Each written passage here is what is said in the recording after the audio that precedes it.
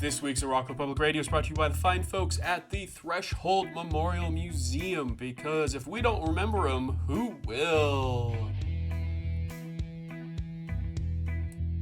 Welcome to the 13th episode, the Baker's Dozen of Arakko Public Radio for the week of November 9th.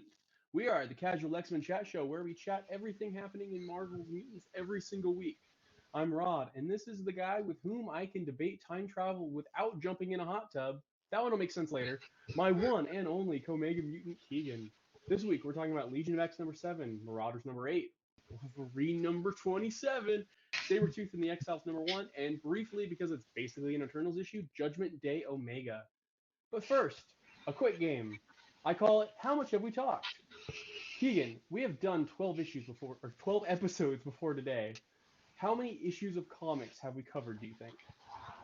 Okay, well, I know that Judgment Day alone was around like 32, 34, somewhere around there. And then we had a few one-offs and like unrelated miniseries. So I'm going to just say like 45. 62. Whoa, what? I have chatted about 62 different comics. Oh, wow. That's way higher than I thought. It's been fun. Yeah, it has. All right. I'm going to give you choice on what we talk about first. Ooh, okay. Let's start. Oh, God, where do we want to start? Let's start with Sabretooth and the Exiles. All right. That was a really fun one, so I'm down. Yeah. We'll sandwich it. We'll do the two lesser ones and finish on the other really fun one. That's what I say. It opens with Dr. Barrington from Children of the Atom and New Mutants working for Orchis and experimenting on mutants in like an ominous looking sky base. She justifies it to herself that they're not real people and can be used to progress science. She's caught Sabretooth and she's trying to push his regeneration to its limits. Meanwhile, the other exiles are tracking Sabretooth to an island. The team is Toad, Orphan Maker, Nanny, Third Eye, Madison Jeffries, Oya, and Melter.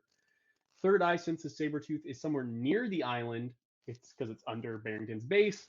As they explore the island, they find literal mass graves of dead mutants, which gives them all reason to be enraged. Dr. Barrington sends one of her experimental super soldier type people to attack them and kidnap Orphan Maker. When Third Eye makes a psychic attack, Dr. Barrington decides to use a self-destruct protocol on the base and sacrifice all of her men. Luckily, Sabretooth has slaughtered his way through the base already, found a ship, and shows up to save the other exiles, apparently. This was an awesome first issue. Absolutely. It was just hitting the ground running, and that was like what I think it needed, being a Sabretooth book. I think it's hilarious that they literally, when they go to fight, they use the Exiles Arise slogan. And they were just slapped together to capture Sabretooth. Like, they're not a real, like, endorsed team of Krakoa or, like, have the stamp of anybody, but... Yeah, there's no official organization banding them together or anything. Also, that's the ultimate, like, Avengers Assemble without being Avengers Assemble. Exiles Rise! Yeah, I enjoyed that though. Like, I could get behind them just shouting that when they're ready to go. Like, okay, yeah, let's go old school with it. I saw a comment online, and I totally can't stop thinking about it, that this team is what the Marauders should be. This should be what the Marauders is about. It's just swashbuckling, like, they find some dicks, and they're like, oh, well, no, we gotta take them down now. Like, I agree completely. I mean, especially with like the boat essentially that Sabretooth rolls up with. yeah. Yeah, being back on a boat, definitely Marauders like. But even just like that being what brings clearly Sabretooth and them back together, that they're sent to hunt down Sabretooth, but now they're all gonna gang together and work to take down what was the number they give? 12 bases? 13? How many ever bases she's got. So that's the miniseries is just to be them going taking out bases. Like, that's Marauders. That's what Marauders should be. Absolutely. That's a great point. I'm glad that people pointed that out. How well do you think they're going to work together? Like, he abused the crap out of them in the last miniseries. Yeah, I mean, I think it's going to be that, the dysfunction is going to be part of the driving force of it all. They don't work super well together. Why are they together? They have to be together, that kind of thing. They set it up really well by giving us literal like mutant mass graves. Like the Yeah. visuals in both in the base and when they come across just the pit of bodies is traumatizing as a reader. I can't imagine for the mutants who stumble on that many bodies. Like, yeah, I feel like I would be able to work through a guy who abandoned me in hell if it meant getting to take down someone that literally caused that levels of mass death. Yeah, it's definitely like I think they're gonna, it's a cause bigger than ourselves, so Yeah, they have to do it, kind of thing. absolutely. There's a running joke of Orphan Maker calling Melter the Human Torch, and that might be my favorite running joke ever. And they It's better carry it through the whole thing because it's great. it's so good. I love it. So there's a couple mysteries either established or hinted at in here. She is wanting specifically Orphan Maker or Peter because he's got a power that just cannot be unleashed on the world. It's too much. What do we think this god tier power is? That's what I was trying to figure out. Like, I was like, what am I missing personally? I don't think we know. Like, I think that's been a mystery. That was part of Hellions too, was that Hmm. the nanny was there because he was too powerful. That they intentionally hinted around what this power was. Uh, I'm really curious Yeah. because he's got the mentality of a toddler. So, like, what would be a really funny like tantrum based power? Tantrum based. Like he gets mad and plays Baby Shark in everyone's head psychically or something. I mean, that would be truly horrific. So. Okay, so the Oh. power structure of Orcus is they have the five petals, and we've Hmm. either known or heavily hinted at who four of them are. So it would seem the implication is Barrington works for whoever the fifth is, because she refers to her boss. And uh, do you remember Sabretooth and Mystique's son, Graydon Creed? It sounds familiar, but not enough for me to say yes. Okay, Google what he looks like real quick and see if it like stirs any memories. Okay. But that's my money, and I saw one other person on Twitter throw it out there. I think that's who they're setting up as her boss. I think we're gonna because that totally would tie into Sabretooth, and it would give him yet another reason to raise the stakes if he's going after his own son. Yeah, I mean, yeah, I would say so. Yeah, now that I'm looking at him, I'm remembering him, and that makes sense to me. Like, And they use the initials GC in there, don't they? did they? They might have. I might be imagining that part, but I really thought there was a good chance I wasn't going to be as into the second mini because the first one had this great hook. It had we've seen mutant heaven, what's mutant hell? And like that was the running thread that kept that first mini series, the Sabretooth mini, like Hmm. so interesting. And in a single issue, they have me not only back in, but I feel like I'm more excited about this. Like this setup is so good. I think so too, because like this has more legs under it.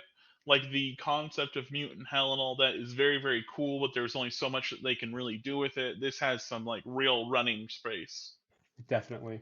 Haha. Okay, guys, Haha. it's right at the very beginning. Oh Uh, yeah, I just found it too. do you know how I feel about being interrupted while I'm working? Not good, ma'am. Do you think GC is going to approve of these delays? Actually, not, ma'am. And you still thought it was worth doing so. So, yeah, they established that the big ominous threat above her has the initials GC. And Yeah. I can only think of one X-Men related character, especially tied to Sabretooth, that's got the initials GC. So, Graydon I Creed, seal it in, lock it seal it in. in. I'm you know what? I'm lining up with it again. We'll see how it goes. Hey, I love to be wrong in the long run. All right. I'm ready for Wolverine if you're ready for Wolverine. I mean, ready as I'll ever be. I think it's gonna be a fun one to talk about as mad as I Yes. am at this.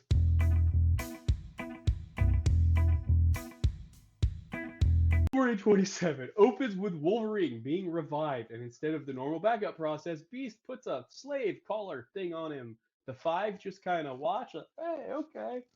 We then see a series of hits, including entire military units and mutant opposed politicians in their sleep. Just Wolverine just gutting, just slaughtering people. After a few weeks, Domino approaches Sage in the Green Lagoon about how like Wolverine's been missing, X Force could use him, and it's kind of weird, but she's completely lost her alcoholism at this point. Meanwhile, Wolverine continues to mercilessly slaughter, and we see Beast feed him a lion carcass, and it's revealed Wolverine is fully feral while under control of the collar. We flash back to the day he bought the right to kill Wolverine, with Logan assuming he was going to set him free, but instead he kills him, and not even like a quick death. Like he's like, let's figure out your pain limits. Like, oh, it's Yeah. some creepy stuff. Then in the present day, Beast calls an X Force meeting where he announces they're going to go public by elevating the base in this like giant, creepy, hovering skull over Krakoa, which in the flashback, we see Jeff Barrington attempt to stop Beast, and Beast cryptically asks, "Oh, what am I gonna do with you?" And then the issue ends with Beast at home holding Wolverine's adamantium skull, saying, "Hey, I had no choice because, of course, you're our greatest weapon." But then the art reveals he's looking at his own reflection in the adamantium, so he's clearly considering himself Krakoa's greatest weapon. This issue is the single most insulting comic I have ever read. It doesn't make any sense, and I feel like it straight up has to be like an alternate continuity to be accepted as fact. I I mean, yeah, I what else could it be? Like Like I don't think it is. Like we're like right. this is clearly supposed to be happening, but why is the five just there? We've already been told the five doesn't trust him, and the five's really gonna let him interrupt their resurrection, slap a slave collar, and just lead him away without any questions asked. Yeah, and then like it's not just a random mutant, it's friggin' Wolverine. Yeah. Yep. Then he creates a giant hovering skull layer, like the ultimate symbol of evil. Not a single Krakoan questions. Like, it's a little dark. That's a little on the nose. I No have one questions watched it. enough cartoons growing up to know that there's no good guy in a floating skull. That's never the truth. Oh, Right. And then, probably the most offensive is Wolverine goes missing for weeks, and the only person who cares is Domino. None of his kids, none of his lovers. No one's like, hey, Jean, maybe just do like a psychic scan of the island, figure out where's Wolverine been. No one. No one gives he a shit. he's in a polycule and neither of them check on him. What's Yeah. Chuck doing? Chuck what Yeah. It makes no sense that Beast could get away with all of and I mean at the end of the day like the that. Sorry. the answer for how Beast became this way better be good. Yeah. Like The I feel like we're almost getting too late for it, but they're gonna have to reveal he was like kidnapped or swapped out mhm. or something, or we're gonna have him the next like revival be before he started this descent into madness, like a super old backup because Beast. I think we might have talked about this last week, or I just ranted about it on some other social media. But is Beast is supposed to be the happiest X-Man. Like Right. traditionally, that's been his characterization, is he's the happy-go-lucky, spunky, kind of funny one. And eventually, they're gonna have to give the audience that version again. That's just the idea of the toys back in the toy box, and just everything old becomes new again. Someday, the current Beast is gonna be a happy-go-lucky, plucky guy. And I don't know how you get from A to B without some serious, serious redemption in some way. Will it be a cop out of, oh no, he got swapped out? He's been like, we haven't had the real Beast around for years. He's been swapped out with this like evil clone, or the Dark Beast, which I don't think it's literally just going to be Dark Beast because that doesn't really line up with timelines, but some variation on the old Dark Beast idea. Yeah, I don't it's understand. it's weird. I don't understand it. You know, growing up, Beast was always like my number 2 guy. Yeah, I think And most kids are in our age group bracket. It was because he was great in animated series, and he was great in the original movies when he was played by Frasier. I can't think of that actor's name. He was played in the Kelsey series. Grammer. Yeah, I think we all loved Beast, but This just ain't it.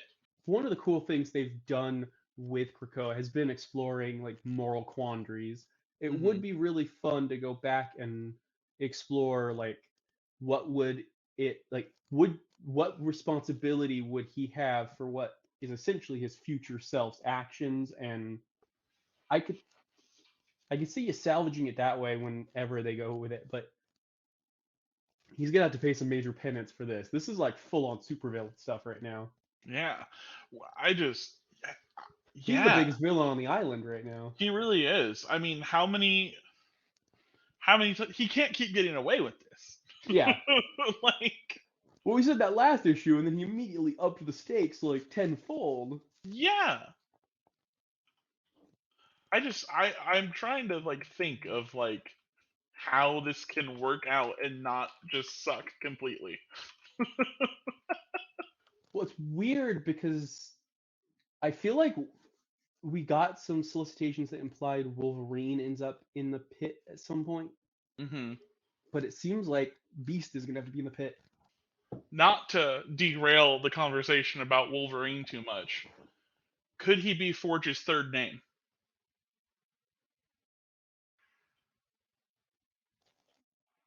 Okay, And that's what makes it tricky for Sinister. interesting.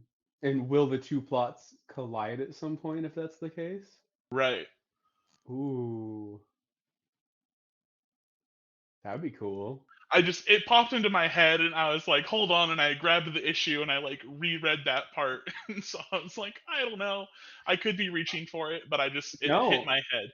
I think everything we know as of right now that could fit. Yeah. I'm of two minds because if that means Dugan and Percy are colliding, that would mean most likely that it's if Sins of Sinister is the three writers we know, Fall of X might be Percy and Dugan working together, Hmm. and I would love to see Dugan elevating Percy, but I don't know that I Yeah. want to see Percy dragging down Dugan. Yeah. I just it was just a random thought in my head. Who knows? I'm not willing to put a stamp on it yet. Okay, I think I'm for that though because that would mean that Dugan was at least influencing the Beast story. That we're Yeah. not getting just. I I don't trust. Like, we're throwing out there ways this could work, but I don't know that I trust what Percy's been doing to actually do any of those things. Yeah. So, but yeah, no. Just talking about Wolverine 27 on its own, my least favorite issue of Krakoa, like in Yeah. total. Like definitely my least favorite thing we've talked about. I was so furious when reading it. I already ranted to you like through Discord. I had to send you my hate anger speech. But like it's like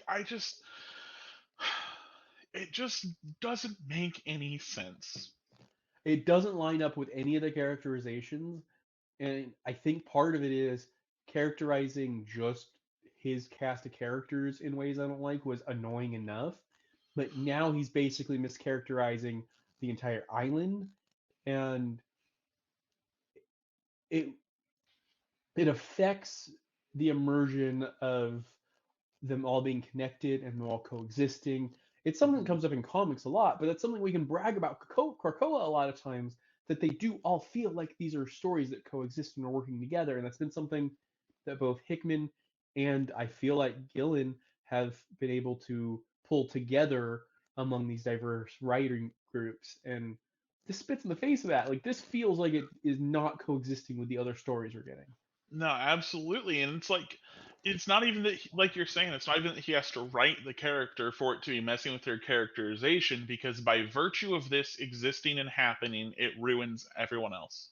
The entire island. Like, he literally on paper ruins tempo and hope. Like, it makes no sense with the hope we've seen on the council and being so on top of and almost to a level of paranoid about everything. Like, she's taken every lesson she learned from Cable and she's been watching everyone. And she's just gonna stand there and watch Wolverine get slave collared and dragged off and never question it. Makes no sense. But Yeah, then, like you said, everyone else on the island is guilty by non-association, by guilty by not coming out for their buddy. it's just weird. I hope I would love for us to have to eat crow and like Yeah, have it all like wrap makes up with a sense. nice bow that makes sense, but I don't know if I see that happening. I don't see it happening when we're, yeah, I don't know. We'll see. I'm sure in 2 weeks we'll have either it or X Force to deal with. So Yeah. Marauders 8, Marauders 8. which I liked a little better. Like, Yeah.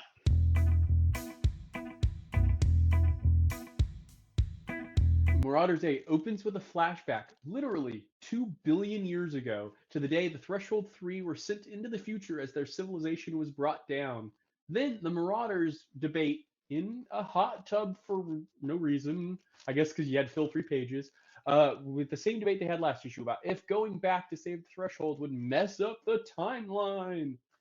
Kate has this like incredibly laissez-faire attitude for someone who's been screwed by time tampering multiple times, but Bishop as an actual time traveler is a little more convincing. Your boy Thing. Fang seems to be the like holdout, pointing out the obvious buffoonery that is let's go destroy the timeline, but whatever. Psylocke and Grey.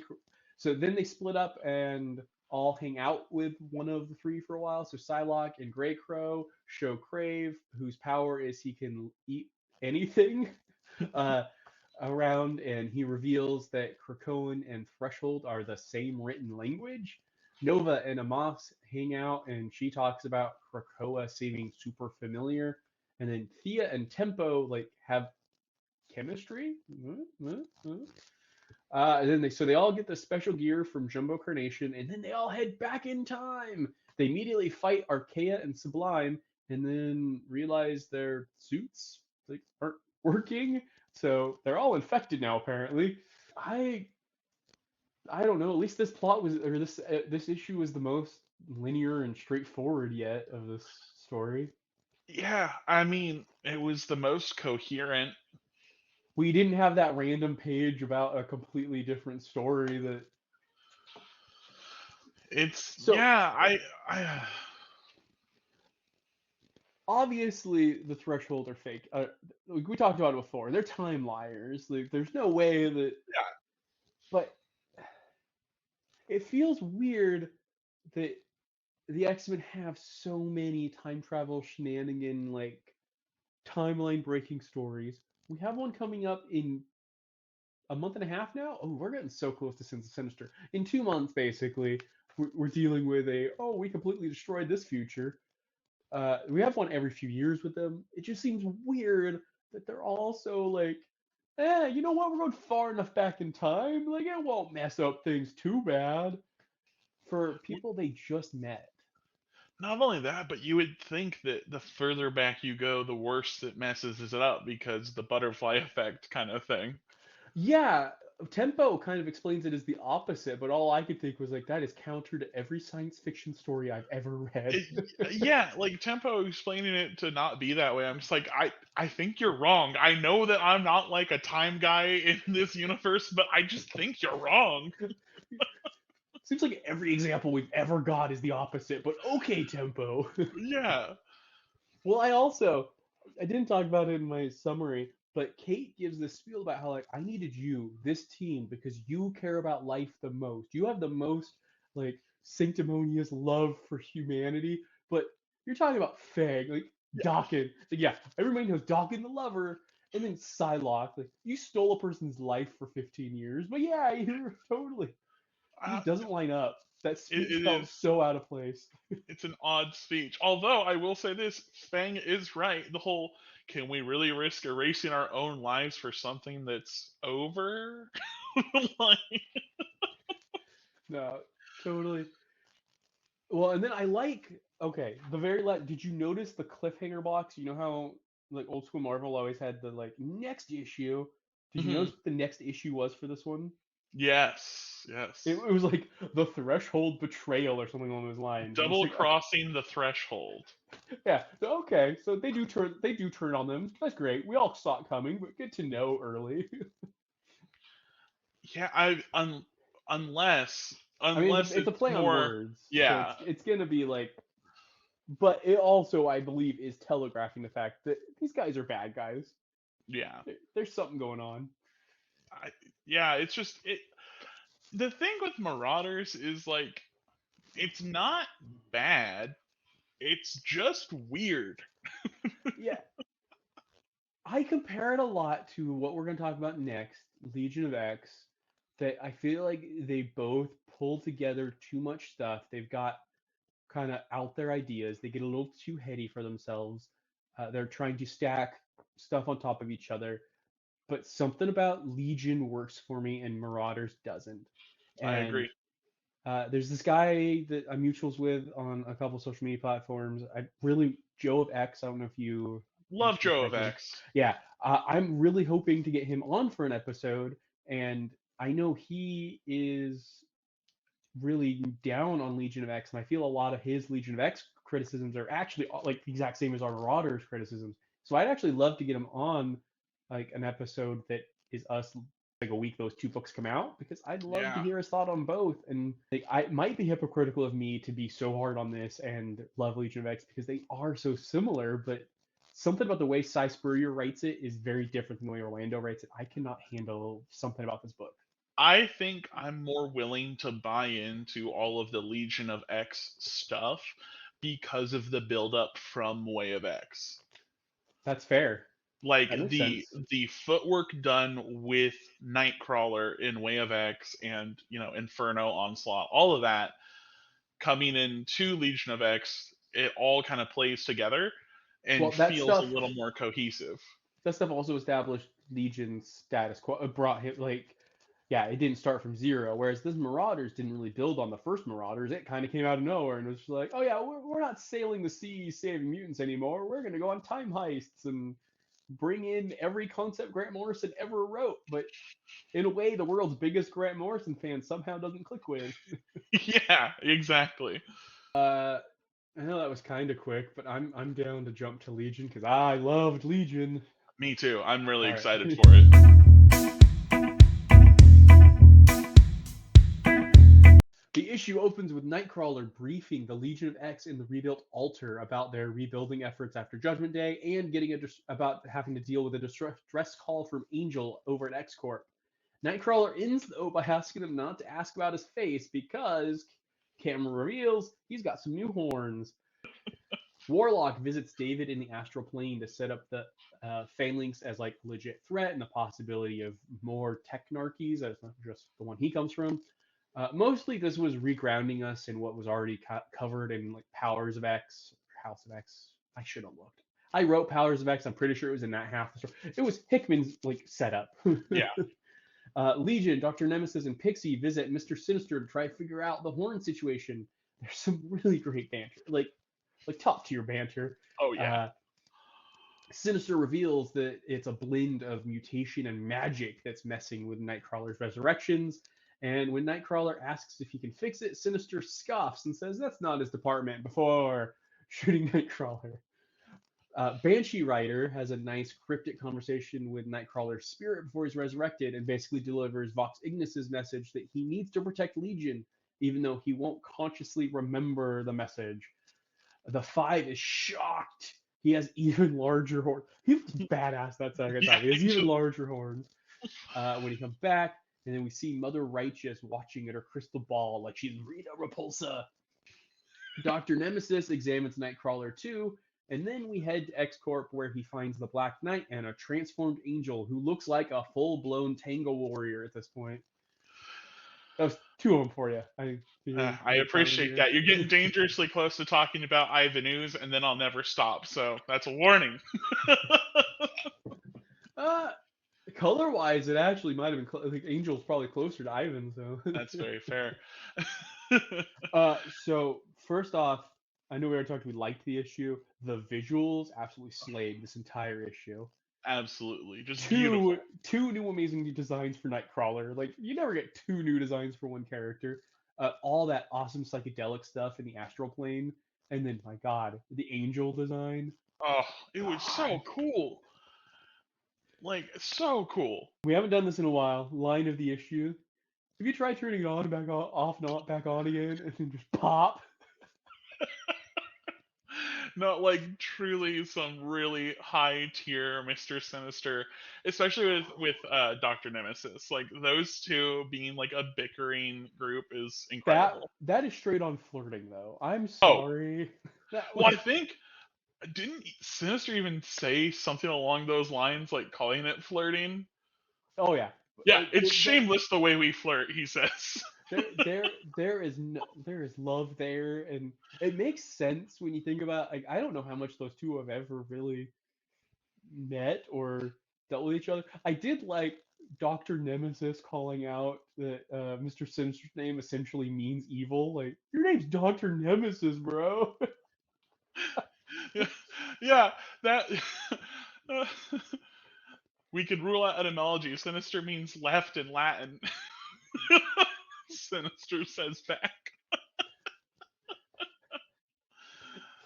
Such a great scene, and uh, I mentioned somewhere else.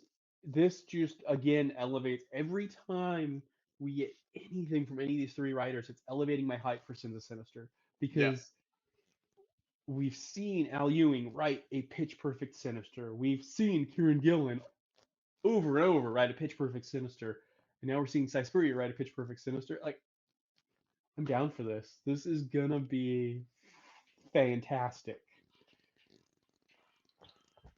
is I might be off on this. Hit me with it.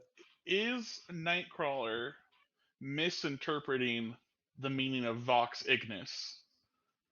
Because it's voice of the fire is what he calls it when he's like trying to Yeah, figure it out. He's the voice of the spark, right? yeah, but no, you're totally right.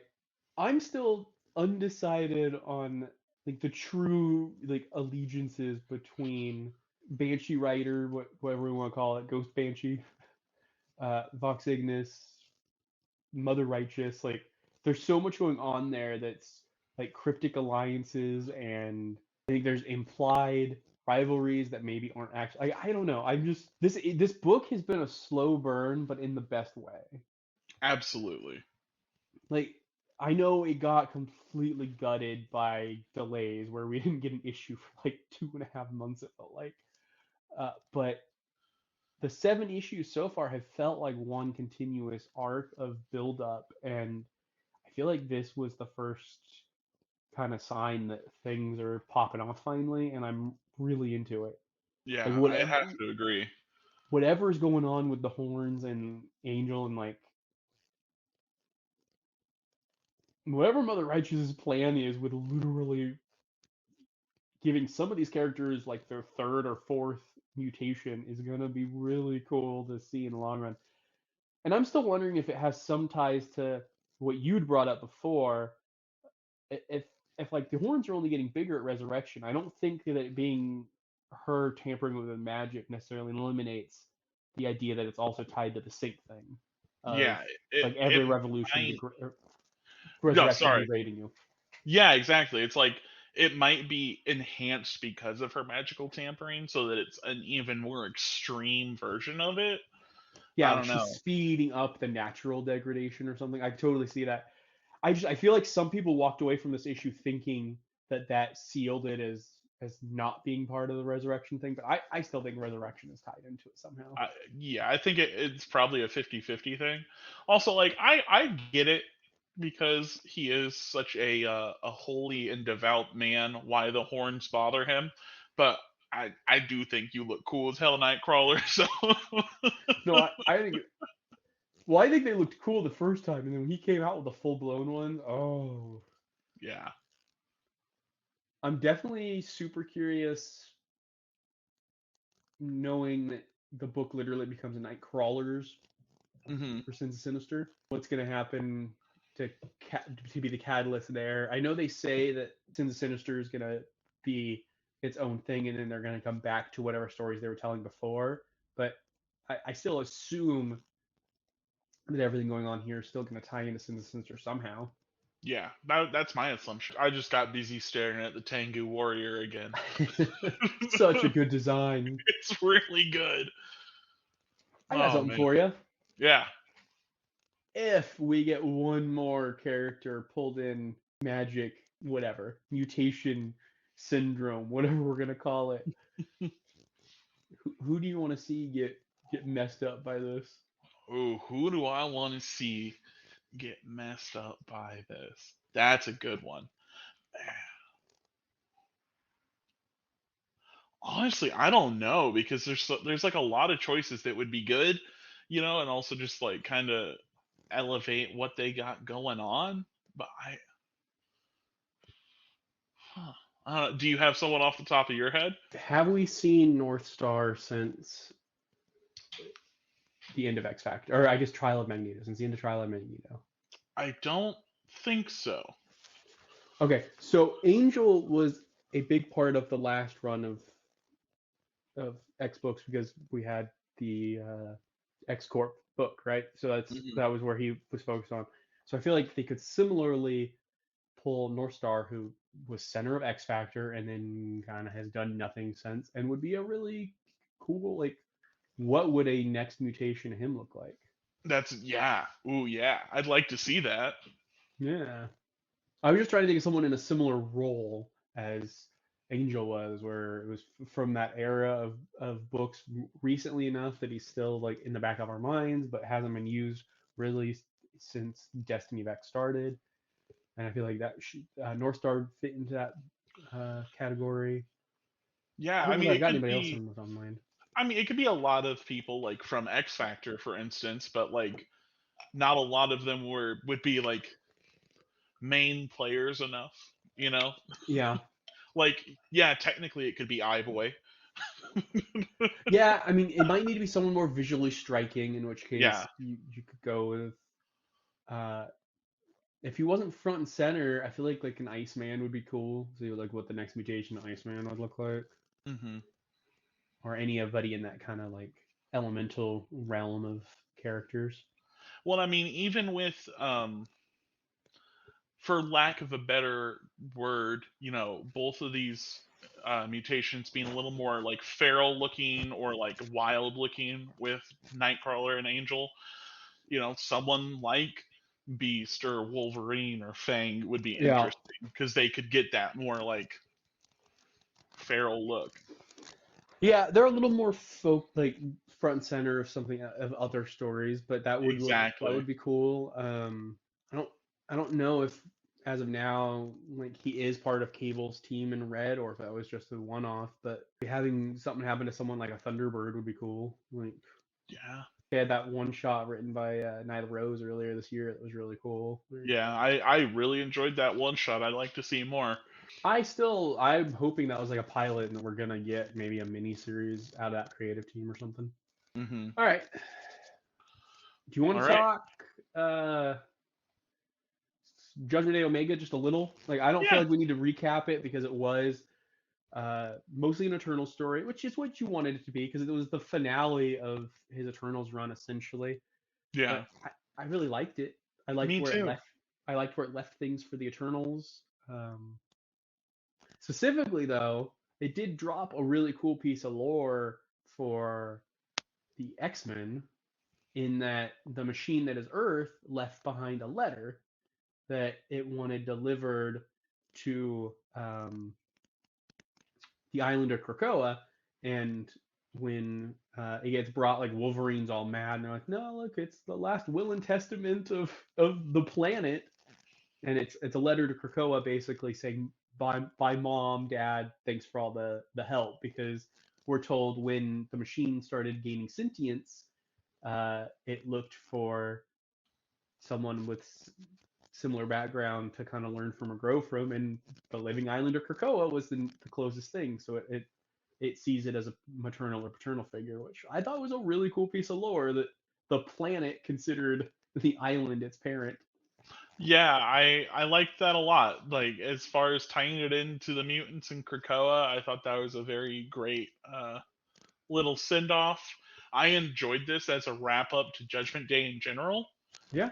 I don't know if I was telling you or someone else that like I would happily watch like or not watch but rather read a mini series of the heretics kind of like going about the world and helping in mundane ways.